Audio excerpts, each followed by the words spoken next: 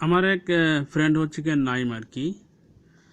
তো ও একটা ঘটনা সম্প্রতি এক্সপেরিয়েন্স করেছে, যেটা আমি ওর মুখ থেকে শুনেছি এবং ও যেভাবে বলেছে আমি সেভাবে আপনাদের সাথে শেয়ার করছি। শুনুন তাহলে। তো ঘটনাটি গত শনিবারের। আমি মানে নাইম আর কি এমপি হোস্টেল থেকে প্রাইভেট পড়িয়ে সংসদ ভবনের সামনে দিয়ে হেঁটে যাচ্ছিলাম। তখন সময় রাত 8টার মতো। একটু খোলামেলা জায়গা হবার কারণে এখানে সব সময়ই প্রচুর পরিমাণে বিভিন্ন শ্রেণী পেশার লোক থাকে।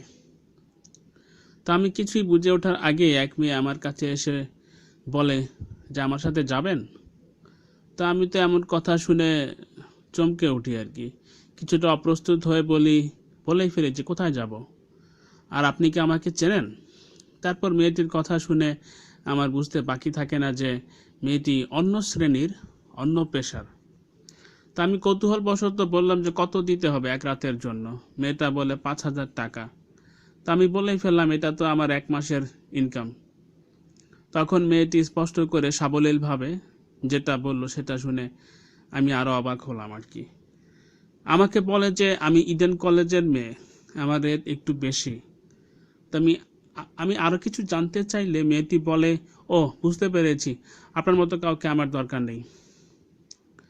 তো আমি ওই মেয়ের ছলনাতে পা বাড়াইনি। হয়তো কোনো অনাকাঙ্ক্ষিত বিপদ আমার জন্য অপেক্ষা করছিল, কিন্তু আল্লাহর রহমতে আমি সুস্থ আছি। তো যে কোনো সময় চলার পথে যে কেউ এমন দুর্ঘটনার কবলে পড়তে পারেন, তাই সবাইকে সাবধান করার জন্য এই পোস্টটা শেয়ার করলাম। তো এই ছিল নাইমের বক্তব্য আর কি। তো আপনারা হয়তো এতক্ষণ নাইমের সাথে ঘটে যাওয়া ঘটনাটি শুনেছেন। নাইম কিন্তু সত্যি কথাই বলেছে আর কি, যে কেউ এমন বিপদে পড়তে পারেন। আমি আপনাদের জ্ঞাতার্থে বলে রাখি, ঢাকা শহরের বিভিন্ন আনাচে কানাচে এসব সুযোগ সন্ধানী মহিলারা তৎপর আছে। অনেকেই নিজেদেরকে ভালোভাবে উপস্থাপন করার জন্য কখনো ইডেন কলেজ, আবার কখনো বা সিটি কলেজের ছাত্রী হিসেবে পরিচয় দিয়ে থাকে, কিন্তু আসলে এরা কোনো প্রতিষ্ঠানের ছাত্রী নয়। নিজেদের চাহিদা বাড়ানোই এদের মূল উদ্দেশ্য। আর কেউ এমন পরিস্থিতির সম্মুখীন হলে অবশ্যই আইনশৃঙ্খলা বাহিনীকে জানাবেন। নগরবাসীর সেবা করার জন্য ঢাকা শহরের অলিতে গলিতে বহু পুলিশ মোতায়েন করা আছে। ধন্যবাদ।